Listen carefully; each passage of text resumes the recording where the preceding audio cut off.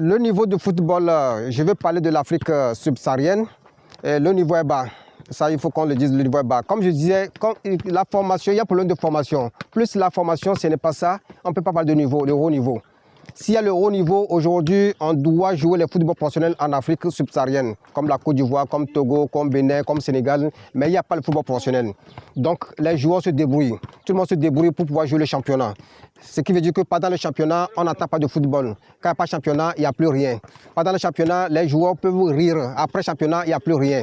Donc, du coup, ça veut dire qu'il n'y a pas vraiment le niveau. S'il y a le niveau, on doit organiser le football professionnel. Et ça, ce n'est pas la faute des joueurs, mais c'est la faute de l'organisation du sport en Afrique. Donc c'est pourquoi nous devons vraiment travailler sur ça, pour que le sport en Afrique puisse avoir de haut niveau, et ça va aider les acteurs. Job Soccer Agence, c'est une agence de management, de représentation des joueurs, donc, qui est créée par Mme Jocelyne Alette-Bojore, qui est agent de joueurs de FIFA basé aux États-Unis. Donc la collaboration, effectivement, en tant qu'une agence de management, notre présence ici, c'est d'aider l'académie à s'organiser. Il y a l'organisation, il y a la formation, il y a côté communication, le marketing, tout ça là. Donc, afin d'aider l'académie à devenir professionnelle. C'est-à-dire que quand on prend une agence de management pour une structure, c'est d'aider la structure à être professionnelle à tous les niveaux. Donc, c'est ça notre mission ici. Et pour le moment, je veux d'abord apprécier la relation. On est là, ça fait pas encore 1 an, mais j'apprécie beaucoup les résultats. Parce que les premiers résultats, je veux dire, c'est d'abord le fait qu'on se comprend. Ça, c'est très important. Quand vous collaborez, certes, il y a des résultats en matière de finances économiques, en matière de matériel, tout ça là, mais les premiers résultats qu'on doit attendre d'une collaboration, c'est l'attente. Quand les deux partenaires s'attendent bien, ça, c'est le premier résultat. Et à ce niveau, il n'y a même pas de problème, tout se passe bien. Par rapport aux résultats en matière de performance des joueurs, comme on dit, quand on a une académie, donc on veut amener des joueurs sur les marchés professionnels, gagner de l'argent. Donc d'ici 5 ans, on a un bon projet, en fait on a un bon programme. Ici par exemple, au niveau de EKFCA, nous on ne garde pas les joueurs. Un joueur qui a, parce que c'est une académie d'abord, donc ça veut dire que c'est les jeunes joueurs, les moins de 17 ans. Donc un jeune qui est ici, il fait 1 an. Deuxième année, il doit sortir pour aller faire l'expérience ailleurs. Si le joueur il a plus de 17 ans, ça veut dire qu'il doit aller compétir. Donc on a un programme dont les joueurs doivent passer moins de 2 ans ici pour sortir et aller vers nos clubs partenaires. Donc c'est comme ça que ça se passe ici. Donc ce qui veut dire que d'ici 3 ans, je peux dire 3 ans et 5 ans, nous sommes sûrs que nous allons faire sortir des bons joueurs, des produits finis. Et en dehors de ça, on n'est pas là pour former des footballeurs, nous sommes de former aussi les leaders. Ce qui veut dire qu'il y a la formation au niveau professionnel ici au lycée Grand Laou. Et il y a d'autres métiers aussi connexes au sport que nous allons débuter bientôt avec les jeunes sports. C'est-à-dire que nous travaillons sur 2 projets.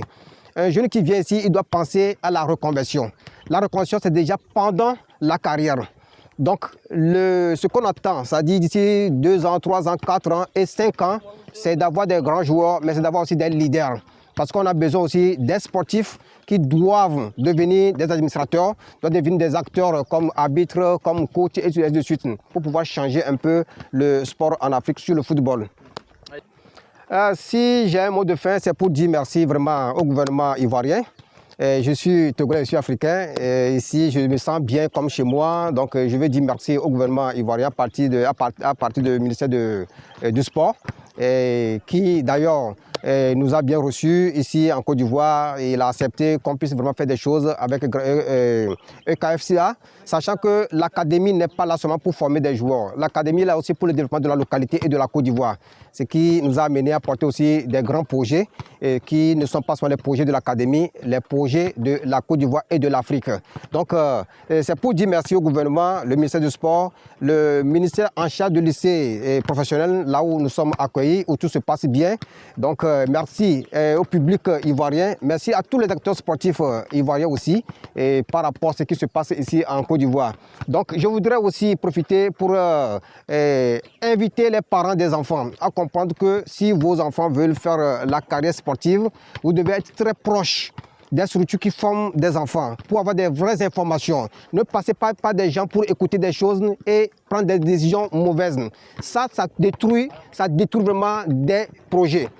Donc, un parent qui veut vraiment que son fils fasse, ou bien sa fille fasse de carrière sportive, donc la structure qui gère l'enfant il faut aller vers la structure pour avoir des informations. Je dis ça parce qu'il y a beaucoup de parents qui ne sont pas informés par rapport à comment les choses se passent dans la structure. Et des fois, c'est les on-dit. C'est des choses qu'ils attendent et puis ils prennent des décisions. Et ce n'est pas du tout bien. Donc, c'est important pour nous d'inviter les parents à venir ici. Ici, on peut venir à tout moment. Il faut prendre rendez-vous seulement et vous venez, vous allez comprendre ce qui se passe ici. Et ensemble, on va travailler. Parce que ce projet, le projet du sport, ce n'est pas seulement avec ceux qui ont des centres. C'est avec les parents, les enfants et aussi ceux qui ont des centres. Au même moment, nous voulons inviter les partenaires, les sponsors, tous les sponsors. Ici, c'est un projet de développement qui a un impact, je peux dire, national et international. Donc du coup, on a besoin des sponsors, ceux qui peuvent vraiment nous apporter des aides, que ce soit au niveau des finances, au niveau des matériels, au niveau des vivres, pour pouvoir accompagner les enfants dans cette mission noble. Donc c'est ce que je voudrais dire pour pouvoir remercier d'abord le gouvernement ivoirien, tout le public ivoirien, les acteurs sportifs et demander tout le monde de venir vers nous pour qu'ensemble nous puissions vraiment travailler pour que le projet puisse vraiment aboutir pour le bonheur des enfants. Merci.